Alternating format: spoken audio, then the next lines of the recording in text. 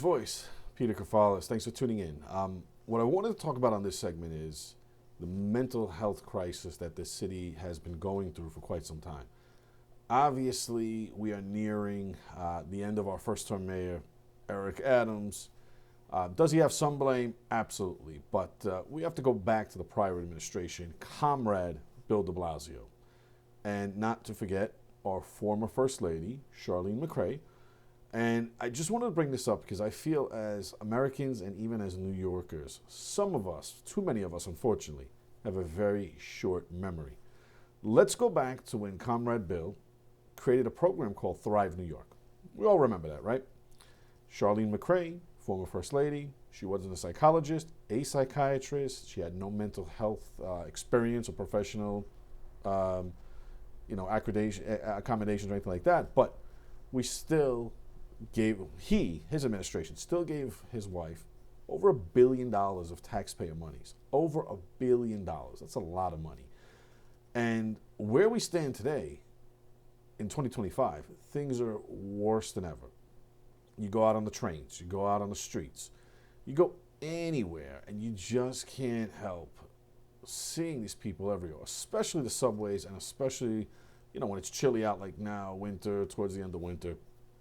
Folks are staying there to be warm, et cetera, et cetera. But the problem now is we have our elected officials, many of them anyway, at the state level and the city level, that don't believe we should have laws and procedures in place where first responders and police and paramedics and whatnot, medical professionals, not Charlene McCray, real medical professionals, can diagnose these people and force them to be detained in a place like Bellevue or Creedmoor or some other type of mental institution or mental hospital. Now, I'm not for any kind of draconian measures where citizens should be, taken against their will and put anywhere. But when we're dealing with people who have severe mental issues, they're off their meds, they're also many times using drugs, they're smoking that synthetic K2 marijuana, and going bonkers, they're drinking, they're doing fentanyl, whatever they're doing. It's a combination, but that doesn't help when you're a mentally ill person. And many of them, as we've seen time and time again, have a propensity for violence.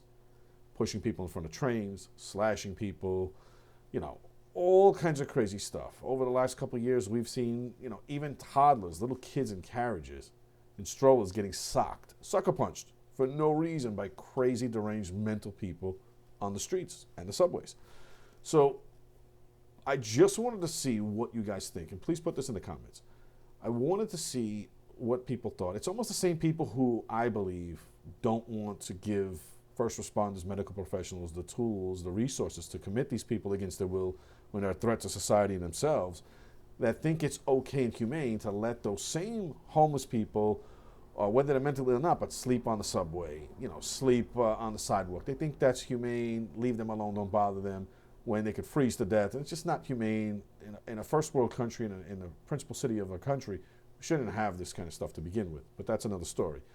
But I just wanted to see what you guys thought. Do you guys think it's okay to do that for people who are not only a danger to themselves, but a danger to all of us? Or are you against it and you just think, hey, you shouldn't be able to force anyone to go into a mental institution or a mental hospital against their will? Just curious to see what people say. Let us know in the comments. And something I was just thinking about now, I figured I'd bring it up. Peter Kefalas, Queen's Voice. Be safe out there, everybody. Thanks for tuning in again. Appreciate you.